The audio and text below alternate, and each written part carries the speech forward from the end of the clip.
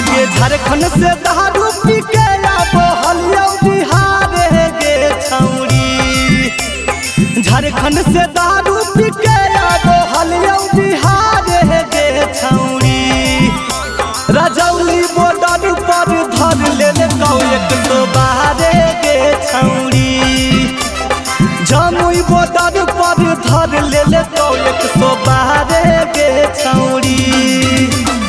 मुँहा में पाई पदे के कहल फुका मारे गे छौरी। मुँहा में पाई पदे के कहल फुका मारे गे छौरी। रजौली बॉर्डर पर धर ले कौ 112 गे छौरी। जमुई बॉर्डर पर धर ले कौ 112 गे छौरी।